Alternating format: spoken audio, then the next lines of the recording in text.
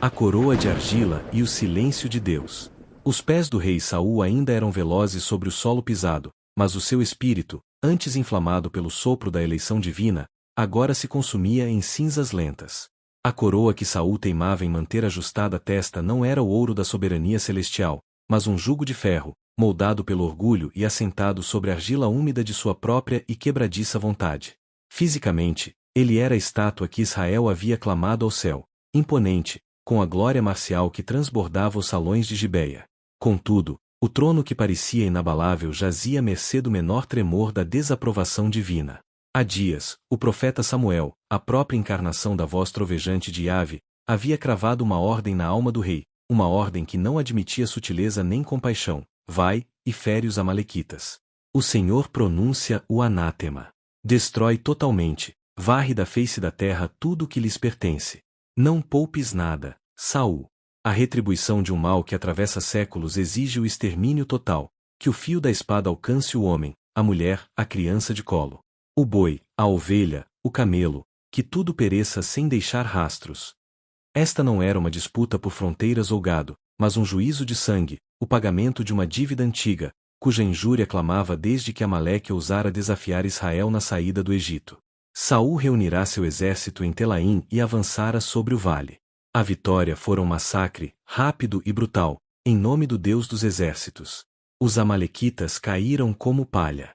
Mas Saul, em um primeiro e fatal movimento de rebeldia, poupou o rei Agag, o altivo monarca de andar majestoso, arrastado vivo para o acampamento. Ele não seria uma cinza sacrificial, mas um troféu reluzente, um ornamento para a vitória de Saul. Desenvolvimento, ato I, o peso da meia obediência. O erro de Saul não jazia na fraqueza da batalha, mas na falha de seu próprio coração. Sua obediência foi apenas um formalismo. Enquanto o fogo consumia o gado magro e os bens sem valor, a avidez dos olhos, disfarçada sob a capa de uma falsa prudência militar, desviou o rei do mandamento e o fixou na opulência. A cobiça sussurrou ao ouvido dos soldados que seria uma monstruosidade sacrificial entregar às chamas as ovelhas mais gordas, os bois mais robustos e viçosos. Guardemo-los para o sacrifício, mentiu a carne, vestindo o pecado da rebelião com a roupagem da piedade. Saul assentiu. Ele poupou o melhor do rebanho e, mais do que tudo, poupou Agag, a prova viva de que ele, o rei Saul, decidia o destino da guerra. Retornou ao Monte Carmelo e, inflado pela euforia da glória que lhe pertenceria na terra, dedicou seu primeiro ato não ao Eterno, mas ao seu próprio nome, erigindo um monumento de pedra que gritava sua façanha antes de sequer sussurrar o nome do Senhor. Naquela mesma noite, a glória humana de Saul se transformou em um fardo amargo nos ouvidos de Samuel. O lamento divino atingiu o profeta como uma punhalada no peito.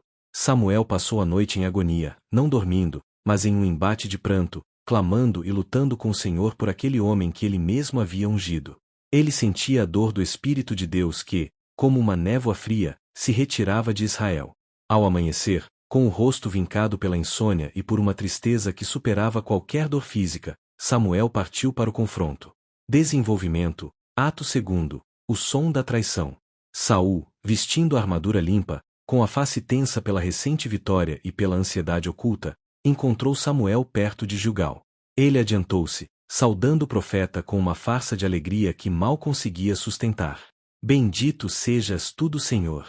Cumpri a palavra do Senhor, Saul proclamou, a voz firme, mas com uma rigidez nos lábios que traía o tremor interno. O profeta parou. O ar entre os dois homens ficou pesado e rarefeito, carregado não com o aroma doce do holocausto consumado, mas com o cheiro de suor, metal e, estranhamente, o odor rançoso da lã viva e da gordura não queimada. Samuel não sorriu. Não houve saudação recíproca. Apenas o silêncio profético, mais cortante que qualquer espada desembainhada. Então perguntou Samuel, com uma voz grave e baixa que quebrou o silêncio como a rachadura final de uma rocha: que balido de ovelhas é este que rasga o meu silêncio e alcança meus ouvidos? E que mugido de bois é este que eu escuto vindo do acampamento de Israel? A menção àquele som, inesperado e traiçoeiro, fez o sangue subir ao pescoço de Saul. O gado, que ele poupara como troféu e justificara como sacrifício, tornava-se agora testemunha ruidosa e inegável de sua desobediência. Ele tentou, desesperadamente, desviar a culpa e santificar o pecado que o assaltava. Ah, Trouxeram-nos os soldados dos amalequitas. Ele apressou-se em responder, gaguejando sobre a mentira. O povo poupou o melhor das ovelhas e dos bois, não por cobiça, mas, sim, para sacrificar ao Senhor teu Deus em Gilgal. O restante, eu juro, nós destruímos, conforme ordenado. A explicação era uma teia de mentiras construída para agradar tanto a majestade de Deus quanto a avidez dos homens. Ele tentava revestir a rebelião com o ouro pálido do pretenso sacrifício.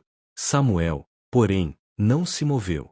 Sua estatura, embora menor, parecia subitamente investida de uma montanha intransponível de autoridade divina. Cala-te, ordenou o profeta, a voz agora carregada de aço e luto. Deixa-me dizer-te o que o Senhor me disse esta noite. Abre teu coração e escuta a voz que te rejeitou antes que o dia amanhecesse. Saul calou-se. A alegria da vitória evaporou-se, substituída por um terror frio que lhe corroía a espinha até a medula. Desenvolvimento, ato 3º, o veredicto inegociável. Samuel recordou a Saul não sua força, mas sua humildade inicial, o momento em que Deus o havia tirado do anonimato de Benjamim, a menor das tribos, para torná-lo cabeça de Israel. Em seguida, repetiu a ordem exata: destruir, exterminar, não deixar nada que respirasse para trás. Por que, então, não obedeceste à voz do Senhor, que é clara como o sol a pino? Por que te lançaste com avidez sobre o despojo, violando o anátema e cometendo o mal aos olhos daquele que te elevou? Saul, acossado, tentou uma última e patética defesa, apontando o dedo para os seus subordinados, buscando refúgio na culpa coletiva. Ele colocava a responsabilidade no povo e, cinicamente, usava a promessa de sacrifício como um escudo vazio. Eu dei ouvidos à voz do Senhor. Eu fui pelo caminho que ele me enviou. Mas o povo tomou, sim, para sacrificar ao Senhor teu Deus. Foi então que Samuel proferiu as palavras que selaram o destino do rei e cortaram a linha de sua dinastia. Ele não se deu ao trabalho de discutir a culpa do povo. Olhou para Saul, e sua expressão era de um luto que aterrorizava mais do que a mais pura cólera. Tem porventura o Senhor tanto prazer em holocaustos e em ofertas de sangue e gordura quanto em que se obedeça, sem reservas, a sua palavra? Não, ó rei. Eis que o obedecer é infinitamente melhor do que o sacrificar, e o atender à sua vontade é melhor do que a gordura dos carneiros mais gordos. Samuel continuou, e cada palavra pesava como uma pedra de moinho esmagando a autoridade de Saul.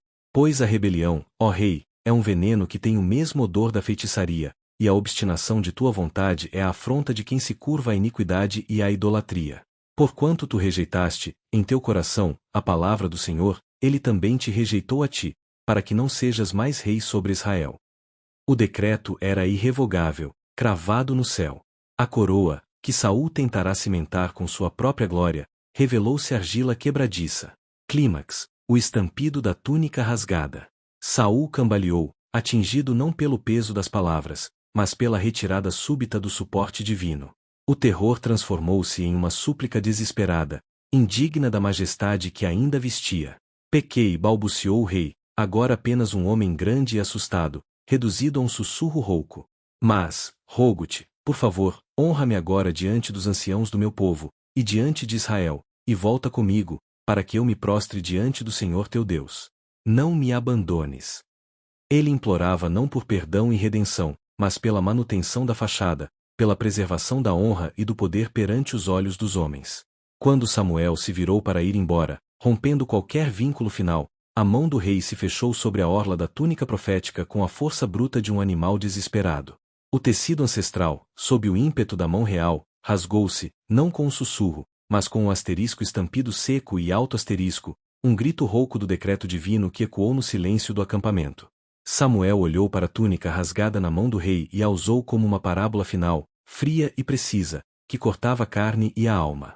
O Senhor rasgou hoje de ti o reino de Israel, sentenciou o profeta, fitando-o com olhos cheios de pena e pavor, e o deu ao teu próximo, que é melhor do que tu. Aquele que é a glória de Israel não mente, nem é homem para que se arrependa. Ele disse e está feito. Naquele instante, algo mais do que o tecido se rasgou. O Espírito de Deus que havia impulsionado Saul à coragem e à profecia recuou em definitivo. O ar que o rei respirava ficou rarefeito, frio. Ele não era mais ungido. Era apenas um homem alto, sentado sobre um trono vazio de autoridade celestial. Samuel se afastou, e nunca mais viu Saul em vida, embora seu coração chorasse por ele em segredo, numa dor profunda e oculta. Conclusão. Saul permaneceu no trono de Israel, mas a rejeição o havia transformado em um espectro que assombrava seu próprio palácio. Ele governava pela força de seu exército e pela lembrança cruel de uma glória que se esvaíra, desprovido da luz que guiava os seus passos. Sua alma tornou-se um campo de batalha para os tormentos do ciúme doentio, da paranoia incessante e de um pavor sem nome. A obediência parcial, a priorização de seu próprio ego sobre a ordem de Deus, não apenas lhe custará a dinastia, custará-lhe a sanidade e a paz da mente. Ele vestia a coroa de ferro, mas em cada silêncio noturno, o rei rejeitado ouvia o balido fantasma das ovelhas que ele deveria ter sacrificado e o som seco da túnica que marcava o fim de sua autoridade. O silêncio de Deus era a punição mais severa de todas. O palácio de Gibeia, antes um farol de autoridade erguido pela mão de Yahvé, tornou-se o sepulcro frio da majestade de Saul. O rei andava pelos corredores de cedro com o passo incerto de quem tateia na escuridão, e o sorriso que outrora era franco murchara, substituído por uma máscara de suspeita e irritação crônica.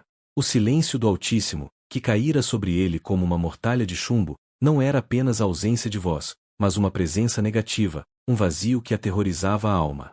A armadura, que antes lhe parecia um ornamento leve, pesava agora sobre seus ombros como a culpa não confessada. Os cortesãos e chefes do exército, que haviam testemunhado a ira implacável de Samuel, afastavam-se. O medo moldava suas reverências. Pois a rejeição de Deus não deixou apenas um vácuo, abriu uma porta para as potestades da angústia. Um espírito atormentador, enviado para cumprir o juízo, assaltou a mente do rei. As crises vinham como tempestades súbitas. Saul caía em melancolia profunda, um pavor inexplicável que o fazia gritar no meio da noite, acusando fantasmas invisíveis e traições inexistentes.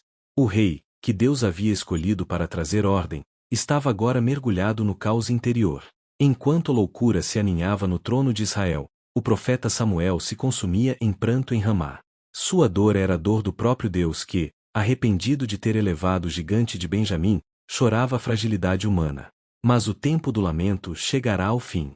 A voz, que se calara para Saul, trovejava para o profeta. Até quando chorarás por Saul? Ele já está rejeitado, e o seu trono será arrancado pela raiz.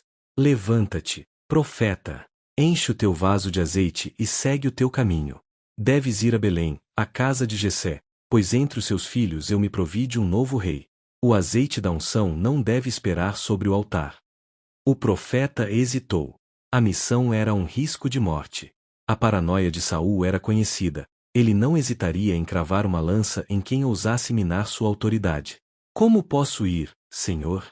Se Saul souber, ele me matará, e o sangue correrá em Ramá. Leva contigo uma bezerra, ordenou a voz inegociável. Dirás que vieste oferecer um sacrifício ao Senhor. E ali, na privacidade da oferta, eu te mostrarei o homem a quem deves ungir. Samuel obedeceu. O fardo da desobediência de Saul era agora o peso da cautela do profeta. Ele viajou para Belém, uma pequena aldeia sem pompa na tribo de Judá. A chegada de Samuel, um homem cuja presença sempre prenunciava juízo ou bênção, causou pânico entre os anciãos da cidade. Eles vieram ao encontro dele, tremendo.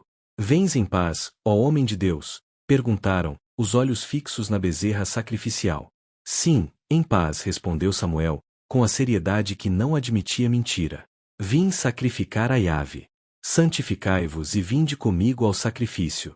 E tu, Jessé, vem também com teus filhos. O sacrifício foi preparado, e Jessé trouxe seus 7 filhos, a promessa de sua linhagem. Eles se alinharam diante de Samuel, jovens fortes, treinados para a guerra e o campo. Ao ver Eliabe, o primogênito, alto e imponente, com a glória marcial que remetia ao próprio Saul em seus dias de glória, o coração de Samuel palpitou. A lógica humana, seduzida pela aparência externa, gritou, certamente é este o ungido do Senhor. Mas a palavra interna, cortante e imediata, silenciou o profeta e corrigiu seu erro. Não olhes para sua aparência, nem para a altura de sua estatura, porque eu o rejeitei. Pois o Senhor não vê como o homem vê. O homem atenta para o que está diante dos olhos, mas o Senhor atenta para o coração. Um após o outro, os filhos de Jessé passaram diante de Samuel, Abinadab, Samá, e os outros 4. Cada um era mais forte ou mais ágil que o anterior. Mas a resposta divina era sempre a mesma, não era aquele.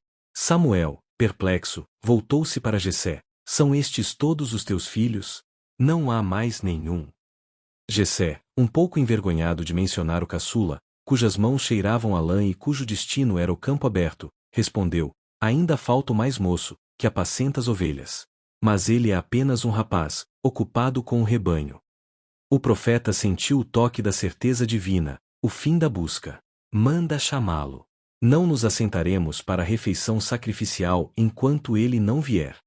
O jovem chegou do campo, entrando na sala onde pairava o aroma da gordura queimada e o peso da expectativa. Ele era ruivo, de belos olhos e aspecto formoso. Havia nele a quietude daquele que conhece a vastidão do céu e a solidão da vigília noturna. Ao vê-lo, Samuel ouviu o comando final, a voz inconfundível do soberano: levanta-te e unge-o, pois é este. Ali, diante dos seus irmãos atonitos, Samuel tomou o chifre cheio de azeite fresco e o derramou sobre a cabeça de Davi. Naquele instante, o Espírito do Senhor se apossou de Davi com poder e intensidade. A luz que havia se extinguido em Gibeia acendeu-se em Belém. O profeta voltou para Ramá sem revelar o segredo, deixando para trás um pastor ungido e uma família sob um voto de silêncio. Aquele a quem Deus escolhera era um rapaz que portava uma harpa e um cajado, e não uma espada ou uma coroa. A semente da dinastia substituta estava plantada sob a sombra pesada da coroa de argila de Saul. E o rei rejeitado, ainda em seu palácio, sentia a cada dia a dor da ausência divina aumentar, a ferida que só a melodia da harpa parecia, por um breve momento, ser capaz de acalmar. Ele precisava de um músico. O destino preparava a chegada do pastor.